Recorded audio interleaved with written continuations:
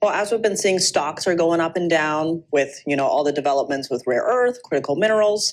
What even are these? Let's just first dive in. What is a rare earth? Rare earths are 17 different chemical elements that tend to co-occur together in subsoil in different parts of the world. And the main problem is that unlike other elements that we can just simply mine, like copper or iron ore or gold, we tend to extract all of them together. And the biggest problem is how to separate those valuable ones from those that are less valuable. And that's the big problem for the industry. And then when it comes to critical minerals, there's a lot of minerals. So what makes a mineral critical? So certainly what doesn't make them critical is geology, because rare earths can be found in many places.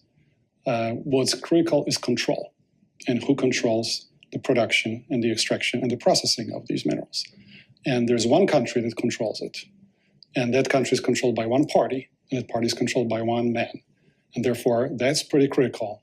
I want to get into all that, but first for, say, the average Joe on the street, why should they care? How do rare earth critical minerals play into everyday life, but also our military? It's very important because the main application for rare earths is in permanent magnets. Now you may say, why do I care about permanent magnets?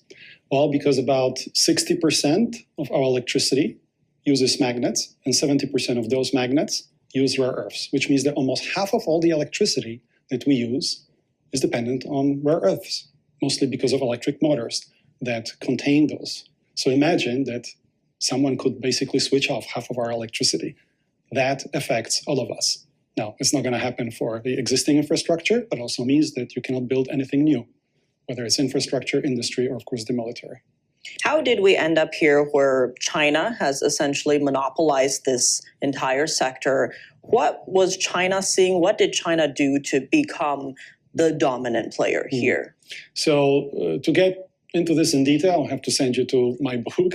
But let me just very briefly say that probably it's our own fault that we didn't pay attention to the structure, economic structure of imposed on China by the Chinese Communist Party. And that's a structure that's essentially Marxist.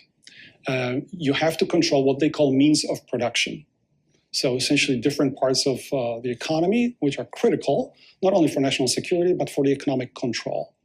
And that has been done by operating in upstream sectors. The upstream sectors were never privatized, whether it's basic chemicals, mining and metals that concern us here, whether it's banking, telecom, oil and gas, or power generation. That stayed in the hands of the state, and the state could therefore control input prices for areas which were more liberalized, especially in the 90s and early 2000s after China joined WTO. And so mining and metals were part of that scheme.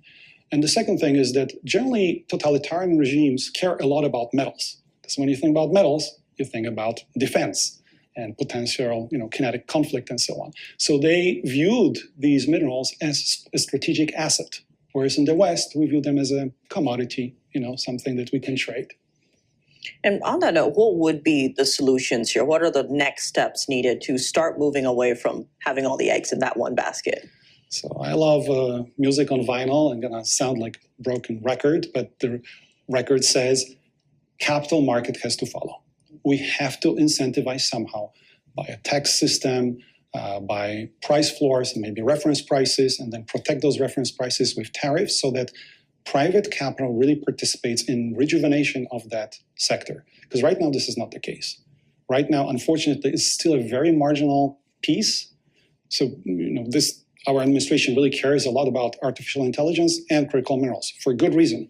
Artificial intelligence dominates our equity market, largely, right? The top 7 companies that wouldn't exist suddenly, you ask about Taiwan, wouldn't exist anymore if we lost access to foundries in Taiwan.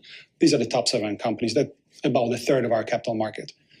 Critical minerals, not represented there at all. Tiny companies, by comparison to the others, improving a little bit since last year. There's a little more attention to this, but less than 1% of S&P 500 is represented by mining companies.